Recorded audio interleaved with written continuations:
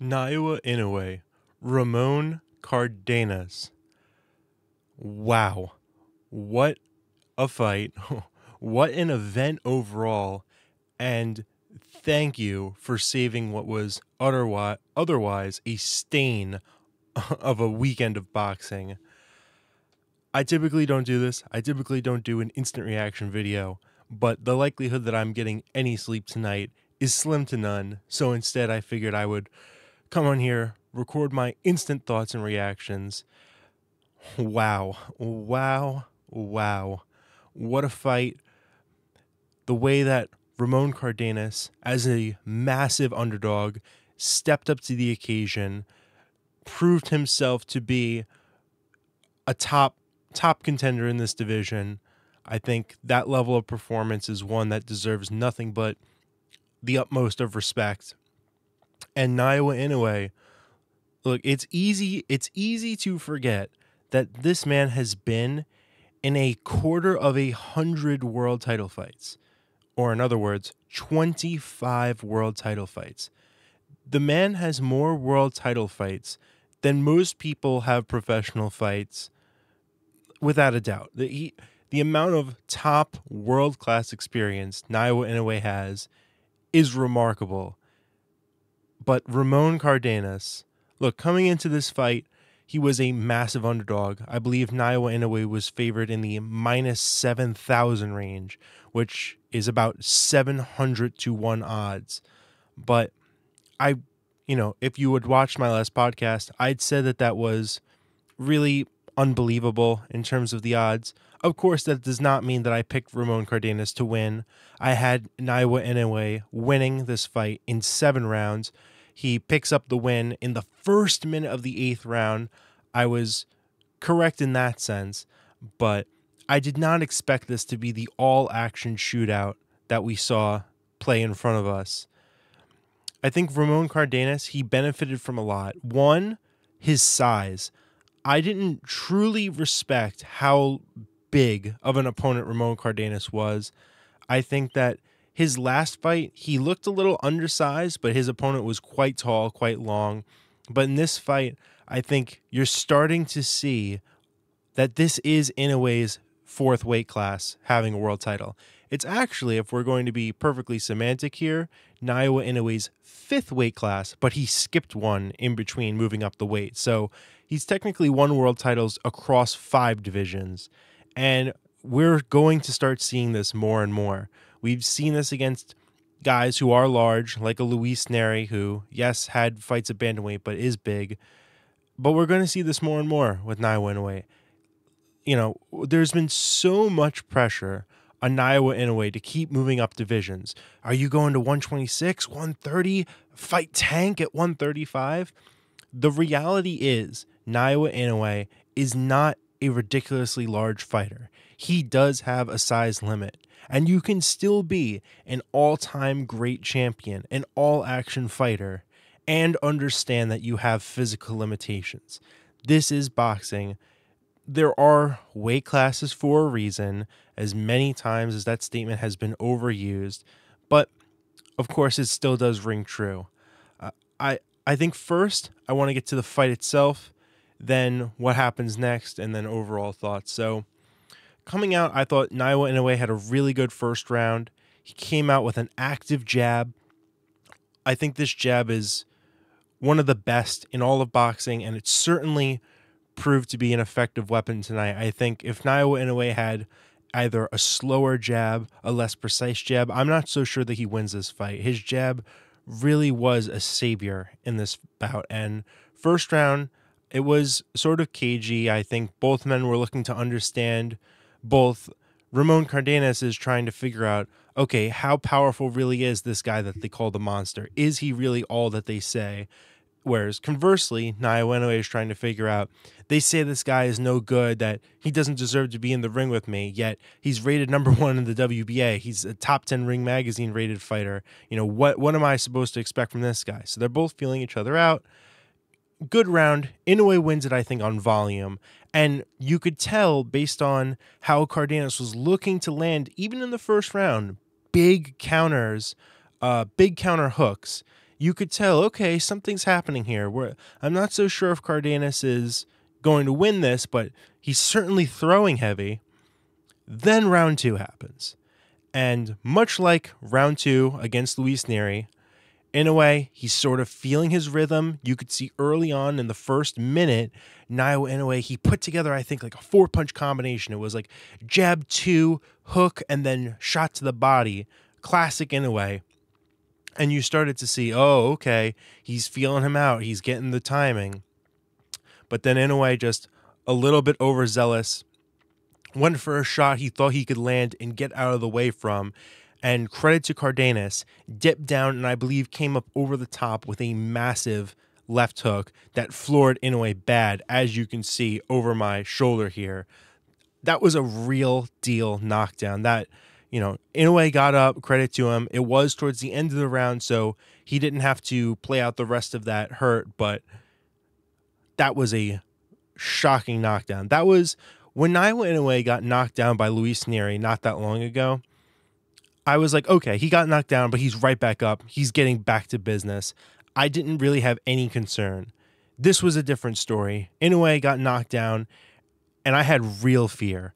On top of that, I believe you can also see or maybe not, but also in that photo, you can see Inoue started to have a bit of a bloody nose. It seemed to go away later in the fight, which is very peculiar, I guess to say. It's not something that you see happen often, but he was starting to have blood come out the nose. But the knockdown was, you started to have major questions. Is he going to get out of this fight at all? Round 3 was a better round, of course, not getting dropped, but Cardenas still, he came forward. What did Cardenas do?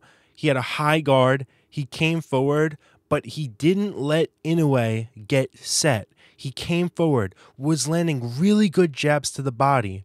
And then when Inoue would commit to a shot, Cardenas would try to catch a little bit of it on the glove and then fire back with a fierce counter hook. And you could just tell he's going for broke. He's firing these hooks at 100%. And it was getting really scary. However, I think round 4, you were starting to see the difference in championship level experience. Even if you're having success with big counter hooks like Cardenas was, you can't keep up that kind of pace. That kind of intensity, I think, was really more of the case, where you're throwing these hooks so hard that when you miss, your body is going into a 90-degree rotation to the side. And Inoue started to pace himself, like I mentioned before, got back on that jab, started to really land 1, 2, and 3 jabs right through the guard of Cardenas. And then you started to go, okay, this is vintage Inoue. He's going to stop Cardenas. But again, credit to Cardenas further. Stayed in that fight. Whenever he would go to the body of Inoue, that's when he had the majority of his success. The more he tried to headhunt, the more Inoue was eventually timing the hook. He would either slip underneath and counter over the top, or he would catch it on the glove, or make it so that it was not hitting him flush. And you can't just present Inoue with one weapon. If you're only going to wait for Inoue to commit to the first shot and counter with the hook, he's going to time you, and he's not going to keep falling for that. I really think if you're going to beat Inoue with that style, being the I'm going to knock out the monster, you have to knock him out clean, cold. You can't catch him and then proceed to follow up with what you were doing. He's going to get your timing. He's going to figure out what combinations you like. And then you saw what was happening in rounds 6, yes, but really 7, where he went right back into the pocket, right back into, okay, you want to fight? Let's fight. You want to stand right here and trade? Let's do that. But the difference was Inoue had figured out, when does Cardenas like to counter me? When does he go for the big shots? And he was able to, again, as I said, he would either cover up, get the shot to catch on his glove, then counter, or simply slip with head movement, either by going down or by going forward off to an angle, but having the hook wing over his head. And then 7th round, it looked like this fight was going to be over. Cardenas was backing up significantly. He wasn't necessarily on the front foot the entire fight. That's not true. But you could tell that in round 7, he was really giving up a lot of space to Inoue, backing himself into a corner. And then round 8, Inoue, I think, decided that he had beat Cardenas enough to a point where he could force a stoppage, put the pressure on him, got him into a position where Cardenas was in a corner, very poor body language, hunched over. Inoue putting together 10 and 15 punch combinations. The referee, I think, took together everything that had happened, the whole context of Cardenas kind of looked out of it, stopped the fight. I know there's a lot of discourse going on as I speak about whether or not that stoppage was premature. I'm not so sure about that. I think that the referee does have some level of discretion. This wasn't, Inoue got dropped, but he's the A side, so the first time that he has any success, we're going to stop the fight.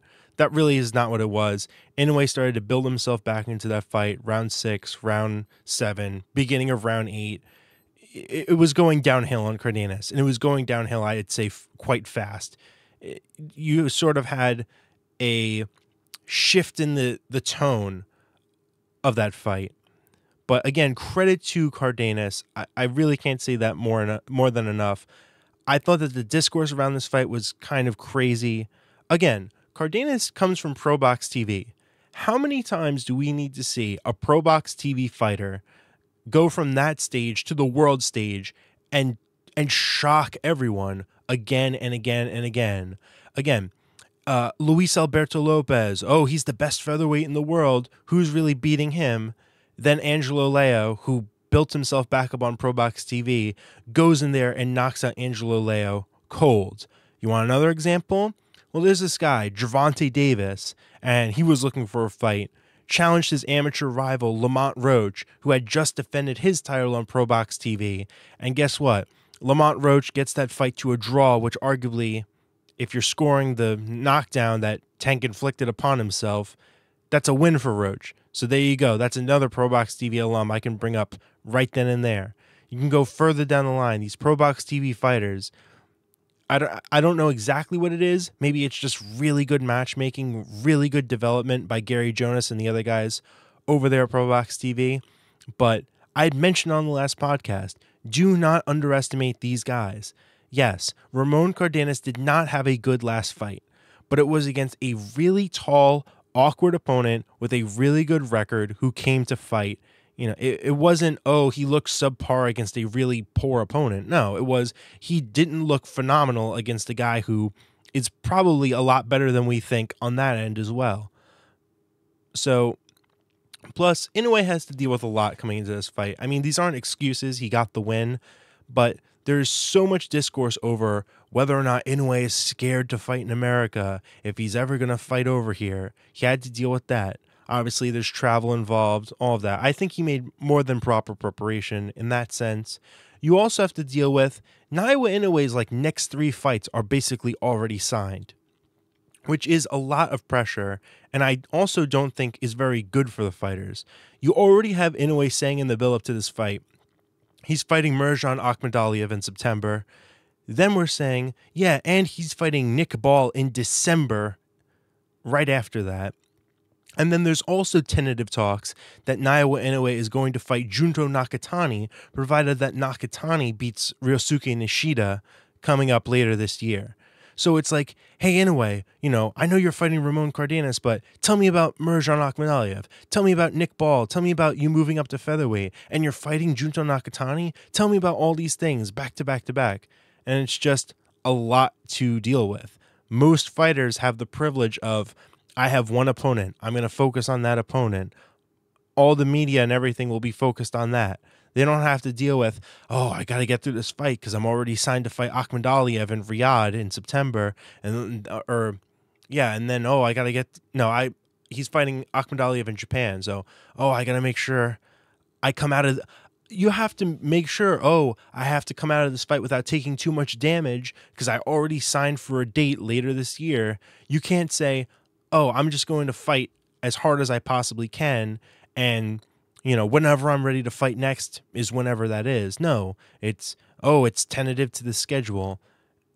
I think that really harmed the event that happened this past weekend, by the way, in terms of the Friday card in New York City in Times Square, which is the other main talking point, which I'm going to slightly transition to here. Again, thank you, Naoya Inoue. Thank you, Ramon Cardenas. Thank you to the fighters on this undercard. Let's not forget, of course, Rafael Espinosa, Edward Vasquez, Emiliano Vargas, Rohan Polanco. Thank you to all these fighters because they came in here, gave us real fights, real entertainment.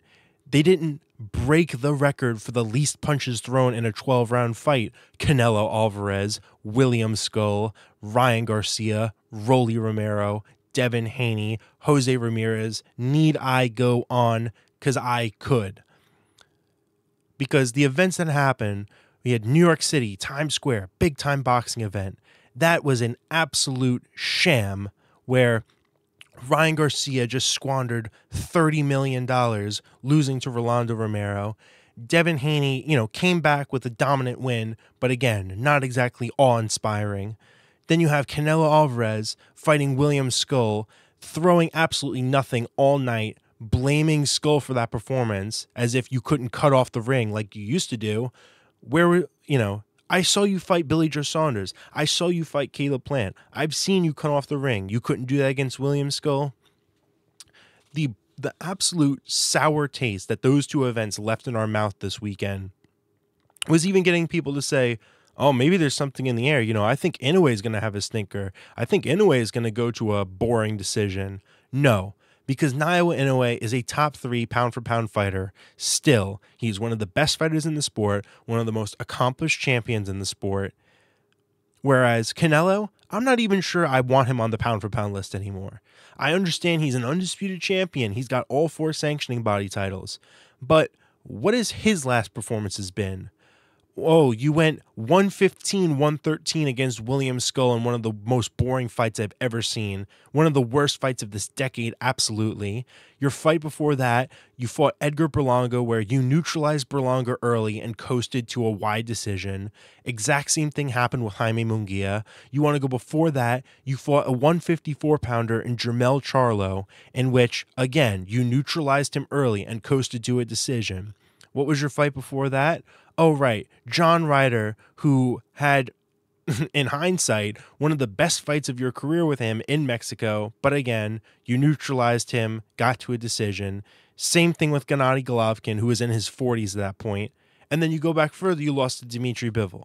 This is a run that I'm supposed to evaluate as a pound-for-pound level run, whereas Naoya Inoue is facing consistent top 10 ranked fighters. Whether you want to go by the international rankings, if you want to go by the sanctioning body rankings, the Ring Magazine rankings, Ramon Cardenas was not some sort of cherry-pick bum off the street. Now, if you wanted to criticize Inoue's last opponent, Yi Jun Kim, go ahead. You know why Yi Jun Kim got that fight? It, again, was not a cherry pick. It was because Sam Goodman, the guy that's the number 1 contender in the IBF, the number 1 contender in the WBO, couldn't show up to a fight after being scheduled 3 times over because apparently his sparring partners kept cutting his eyelid open. So that wasn't Inoue's fault.